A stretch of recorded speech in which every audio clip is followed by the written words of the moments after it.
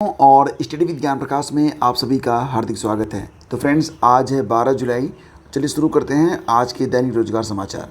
पहली खबर ये है कि अगर आपने BSEB यानी कि बिहार STT की परीक्षा दी हुई है तो आपका इंतज़ार ख़त्म हुआ। आज इसकी जो आंसर की है वो जारी होने जा रही है। तो आंसर की आज यानी कि 12 जुलाई को जारी कर दी जाएगी और ये आंसर की शीघ्र ही आप BSEB की वेबसाइट पर जाकर देख पाएंगे, जिसका डायरेक्ट लिंक आपको मैं आपके टेलीग्राम चैनल स्टडी विथ ज्ञान प्रकाश पर उपलब्ध करवा दूंगा। वहाँ पर जाकर आप इसे देख पाएंगे। तो खबर ये निकल के आ रही है कि STT परीक्षा का आंसर की आज जारी होगा। ये रात की न्यूज़ है, तो आज इसे जारी किया जाएगा। फर्स्ट पेपर का आंसर की बिहार बोर्ड आज जारी करेगा और STT पेपर 2 की आंसर की ये जारी होगी 17 जुलाई को। ठीक है, तो ये STT पेपर 2 की जो आंसर की है ये कब जारी हो रही है, ये 17 जुलाई को जारी होगी और बिहार बोर्ड की वेबसाइट पर अभ्यर्थी जो हैं वो इसे देख सकेंगे। आंसर की जारी होते ही अभ्यर्थी जो हैं वो अपनी आपत्ति को दर्ज करा सकेंगे। तो ये खबर बिहार STT परीक्षा को लेकर है। तो फ्रेंड्स, आगे बढ़ेंगे तो बात करेंगे यूपी में शिक्षा सेवा चयन आयोग के अस्थाई अध्यक्ष की नियुक्ति के बारे में, जिसके बारे में खबर ये निकल के आ रही है कि पहले तो ये कहा जा रहा था कि लोकसभा चुनाव से पहले ही अध्यक्ष के लिए जो विज्ञापन था जारी कर दिया गया था, लेकिन बाद में क्या हुआ कि इसका विज्ञापन दोबारा से जारी करना पड़ा। फिलहाल जो लोग बिहार शिक्षक भर्ती परीक्षा में शामिल हो रहे हैं और जिनकी परीक्षाएँ 19 तारीख से यानी कि 19 जुलाई से स्टार्ट हो रही हैं, तो एक बड़ा अहम जो है सवाल यहाँ पर ये उठता है कि आखिर जो बिहार शिक्षक भर्ती परीक्षा में करंट अफेयर पूछा जाता है तो वो कब तक का पूछा जाता है। तो देखो फ्रेंड्स, अगर आप लोग बिहार शिक्षक भर्ती परीक्षा में शामिल हो रहे हैं तो ये वीडियो आपके लिए काफ़ी हेल्पफुल रहेगा। यहाँ पर बिहार शिक्षक भर्ती परीक्षा का जो तीसरा चरण है और जो चौथा चरण अगस्त में होगा, दोनों के लिए ये वीडियो बहुत ही इंपॉर्टेंट है। इसमें मार्च से लेकर जून तक का संपूर्ण करंट अफेयर एक साथ आपका रिवाइज करवा दिया गया है और ये वीडियो अपलोड कर दिया गया है। तो अगर आप बिहार शिक्षक भर्ती परीक्षा में शामिल हो रहे हैं तो इस वीडियो को आप जरूर देख के जाइएगा। इससे आपको डायरेक्ट क्वेश्चन देखने को मिलेंगे और इसमें अंतिम 4 महीने का संपूर्ण करंट अफेयर एक साथ रख दिया गया है। तो जो लोग अभी तक करंट अफेयर नहीं पढ़ पाए हैं किन्हीं कारणों से, या जिनके पास अपना नोट्स नहीं है, या जिनके लिए करंट अफेयर काफ़ी मुश्किल लग रहा है, तो उनके लिए ये वीडियो रामबाण हो सकता है। ये पूरा का पूरा जो आपका सीरीज चल रही है, इसमें 4 वीडियो आएंगे। जून आएगा, मई आएगा, अप्रैल आएगा और मार्च। ठीक है, तो फिलहाल पूरे जून के लिए ये वीडियो अपलोड कर दिया गया है और बाकी के भाग आज अपलोड कर दिए जाएंगे। तो आप लोग ये सारे वीडियोस देख के ही जाइएगा, डायरेक्ट क्वेश्चन आपको देखने को मिलेंगे। आगे बढ़ते हैं और देखो, खबर निकल के आ रही है कि शिक्षा सेवा चयन आयोग के अस्थाई अध्यक्ष की नियुक्ति न होने से अटके नीतिगत फैसले।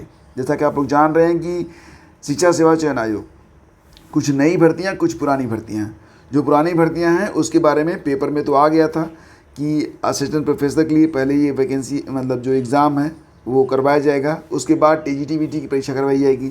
लेकिन फ्रेंड्स, यहाँ पर एक बड़ा सवाल ये भी उठता है कि असिस्टेंट प्रोफेसर जिसमें 1017 पद थे, कहा यह गया था कि बहुत जल्द इसकी परीक्षा करवा दी जाएगी और ये भी कहा गया था कि इसके बाद जो TGT-PGT 2022 के लिए पदों की संख्या थी 4163, इसके लिए विज्ञापन जारी किए जाएंगे। एग्ज़ाम डेट डिक्लेयर किया जाएगा। विज्ञापन तो 2022 में ही आ गया था, आवेदन भी हो चुके हैं। तो फिलहाल यहाँ पर जो खबर है कि जो असिस्टेंट प्रोफेसर की परीक्षा है ये तो पहले होगी, TGT-BT की बाद में होगी, लेकिन जब तक अध्यक्ष नहीं मिल जाते हैं तब तक इस पर कोई नीतिगत फैसला नहीं हो सकता है। तो ये एक बड़ा ही अहम सवाल है कि नीतिगत फैसला तब कब तक नहीं हो पाएगा जब तक कि अध्यक्ष मिल नहीं जाते हैं। और वर्तमान स्थिति में अगर देखा जाए तो अध्यक्ष का ही अकाल पड़ा हुआ है, मतलब अस्थायी अध्यक्ष हैं और अभी तक कोई भी अस्थायी निर्णय हो नहीं पा रहा है। तो यहाँ पर जो खबर निकल के सामने आ रही है फ्रेंड्स, उसको देखते हैं। तो खबर ये है कि जून का महीना भी बीत गया लेकिन उत्तर प्रदेश शिक्षा सेवा चयन आयोग को नए अस्थायी अध्यक्ष तक नहीं मिल सके। अस्थायी अध्यक्ष की नियुक्ति न होने के कारण नीतिगत फैसले अटके हुए हैं। नई भर्तियों को लेकर कोई निर्णय नहीं हो पा रहा है और पुरानी भर्तियाँ जो लंबित पड़ी हैं उनकी एग्ज़ाम डेट भी अभी तक घोषित नहीं हो पाई है। तो शिक्षा सेवा चयन आयोग के अस्थायी अध्यक्ष की नियुक्ति के लिए लोकसभा चुनाव से पहले ही आवेदन मांगे गए थे। आवेदन की मियाद बीतने के बाद भी अध्यक्ष का नाम तय नहीं हो सका तो शासन ने दोबारा से आवेदन मांग लिए। इसके बाद लोकसभा चुनाव की आचार संहिता लागू हो गई थी। फिलहाल प्रक्रिया काफ़ी लंबी चल रही है और अभी तक अध्यक्ष का चुनाव नहीं हो सका है। अभ्यर्थी बहुत ही व्यग्रता से इंतज़ार कर रहे हैं, ख़ास तौर से टीजीटी पीजीटी की नई वैकेंसी के बारे में और साथ ही साथ एग्ज़ाम डेट के बारे में, और साथ ही साथ जो अभ्यर्थी शामिल हैं असिस्टेंट प्रोफेसर में जिन्होंने आवेदन किया हुआ है, वो लोग भी जानना चाहते हैं कि आखिर असिस्टेंट प्रोफेसर की परीक्षा कब तक करवाई जाएगी। देखो फ्रेंड्स, यहाँ पर मुझे ये लग रहा है कि असिस्टेंट प्रोफेसर में क्योंकि आवेदक जो है ज़्यादा नहीं है, मात्र 1 लाख आवेदक हैं और ये परीक्षा प्रयागराज में ही करवाई जाएगी। पहले से ही नोटिफिकेशन में लिख दिया गया था। तो आप लोग ये मान चलिएगा कि 60 दिनों के 60 नोटिस पर ही आपकी परीक्षा करवा दी जाएगी। यानी कि अध्यक्ष आएंगे और उनका जुलाई में नियुक्ति की संभावना बहुत ज़्यादा है। तो जुलाई के बाद आप अगस्त और अगर सितंबर को हटा दें तो अक्टूबर में कभी भी आपकी परीक्षा हो सकती है। तो जो लोग असिस्टेंट प्रोफेसर की तैयारी में लगे हुए हैं, प्लीज़ वो लोग अपनी तैयारी स्टार्ट कर दें और थोड़ी सी गंभीरता बरतें, क्योंकि बहुत शॉर्ट टर्म नोटिस पर ही ये परीक्षा करवाई जाएगी। आगे बढ़ते हैं, बात करेंगे समाज कल्याण विभाग में भी भर्ती पर सवाल। एफआईआर, तत्कालीन अफसर ने फर्जी जांच रिपोर्ट लगाकर खुद को दे दी क्लीन चिट। तो खबर है कि समाज कल्याण विभाग में भर्ती घोटाला सामने आया है। खास बात है कि तत्कालीन अफसर एवं प्रबंधन ने फर्जी जांच रिपोर्ट लगाकर खुद को क्लीन चिट दे दी। मामले में वर्तमान जिला समाज कल्याण अधिकारी डॉक्टर प्रज्ञा पांडे की ओर से कर्नलगंज थाने में एफआईआर लिखाई गई है। पूरा मामला क्या है ये समझ लेते हैं। तो यही समझिए कि समाज कल्याण विभाग विकास के सहयोग से संचालित दारागंज स्थित सिलाई बुनाई केंद्र में 2021 में लिपिक के पद पर नियुक्ति की गई थी। असफल अभ्यर्थियों ने मंडलायुक्त से शिकायत कर भर्ती को फर्जी बताया। न्यायालय में भी याचिका दायर की गई थी। मंडलायुक्त ने तत्कालीन जिला समाज कल्याण अधिकारी प्रवीण कुमार सिंह को इसकी जांच दी थी। मंडलायुक्त ने भर्ती के साथ तत्कालीन जिला समाज कल्याण अधिकारी विकास त्रिनेत्र कुमार सिंह की भूमिका की जांच का भी निर्देश दिया था, लेकिन प्रवीण कुमार सिंह ने जांच करने में असमर्थता जताई थी। वर्तमान जिला समाज कल्याण अधिकारी डॉक्टर प्रज्ञा पांडे के अनुसार प्रवीण कुमार सिंह की ओर से मंडलायुक्त को पत्र लिखा गया था कि जिला समाज कल्याण अधिकारी विकास का पद उनके समकक्ष है, इसलिए जिला समाज कल्याण अधिकारी विकास की जांच उनसे कराना उचित नहीं होगा। तो ये बात यहाँ पर कही गई थी और इसके बाद डॉक्टर प्रज्ञा के अनुसार इसके विपरीत प्रबंधन की ओर से न्यायालय में हलफनामा लगाया गया था कि तत्कालीन जिला समाज कल्याण अधिकारी की जांच में उन्हें क्लीन चिट दे दी गई है। मतलब उन्होंने तो अपने आप को जांच हटा लिया था, लेकिन यहाँ पर हलफनामा ये लगाया कि उनको क्लीन चिट दे दी गई है। तो बस यही मामला यहाँ पर फंस गया है। 4 बिंदु वाली जांच रिपोर्ट लगाई गई जिसमें कहा गया है कि भर्ती नियमों के अंतर्गत हुई है। तत्कालीन जिला समाज कल्याण अधिकारी विकास की ओर से भी यही रिपोर्ट उप निदेशक को भेजी गई है।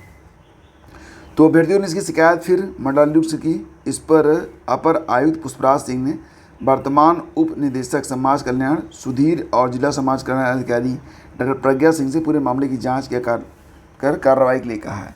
डॉक्टर प्रज्ञा ने बताया कि वर्तमान में जालौन में तैनात प्रवीण सिंह से उस जांच के बारे में जानकारी ली गई। उन्होंने स्पष्ट किया कि इस तरीके की कोई जांच उनकी तरफ से नहीं की गई है। उन्होंने मंडलायुक्त को अनुरोध पत्र लिखकर जांच से खुद को हटा लिया था। डॉक्टर प्रज्ञा का कहना है कि इससे स्पष्ट है कि प्रवीण कुमार सिंह के नाम पर फर्जी जांच रिपोर्ट तैयार कर ली गई थी।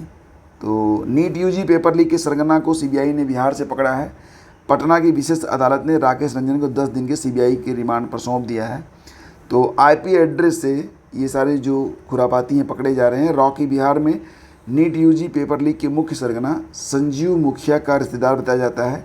पेपर लीक मामला सामने आने के बाद मुखिया फरार है। रॉकी की गिरफ्तारी के बाद अब मुखिया के बारे में अहम सुराग मिलने की उम्मीद बढ़ गई है। और फिलहाल सुप्रीम कोर्ट में जो सुनवाई थी जो कि 15 तारीख को होनी थी, अब वो 18 तक टल गई है। मुख्य न्यायाधीश justice DY Chandrachud, justice JB Pardiwala और जस्टिस मनोज मिश्रा की पीठ ने कुछ याचिकाकर्ताओं को मामले में केंद्र सरकार और राष्ट्रीय परीक्षा एजेंसी की ओर से दाखिल हलफनामों की प्रति नहीं मिलने पर सुनवाई टाली है। तो अगली सुनवाई अब 18 तारीख को होगी। आगे बढ़ते हैं, कुछ और भी खबरें हैं, जैसे कि पुलिस भर्ती पेपर लीक के मास्टरमाइंड राजीव नयन मिश्र की जमानत अर्जी मंजूर। तो ROE पेपर लीक मामले में खारिज हो चुकी जमानत अर्जी, इसलिए अभी जेल से छूटेगा नहीं। लेकिन यहाँ पर जो पुलिस भर्ती पेपर लीक के मामले में राजीव नयन मिश्रा को जमानत इसकी मंजूर कर ली गई है। याची की जो अधिवक्ता है स्वाति अग्रवाल, उन्होंने दलील दी कि याची जो है वो गौतम बुद्ध नगर में पुलिस की ओर से दर्ज मामले में नामजद नहीं है।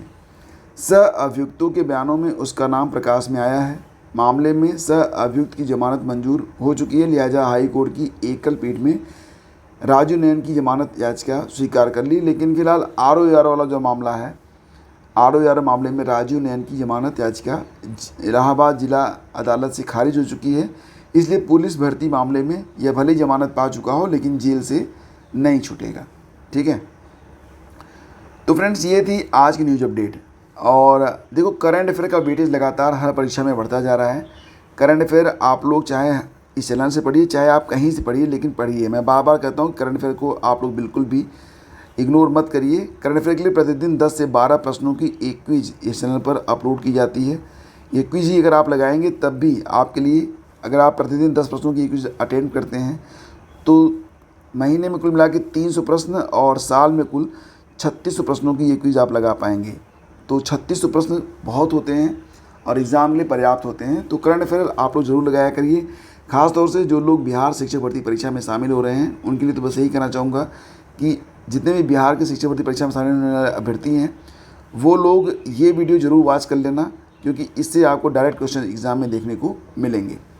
तो आज की वीडियो में बस इतना ही। Thank you so much. फिर मिलते हैं आपसे अगले वीडियो में। PDF के लिए आप डिस्क्रिप्शन चेक कर सकते हैं। धन्यवाद।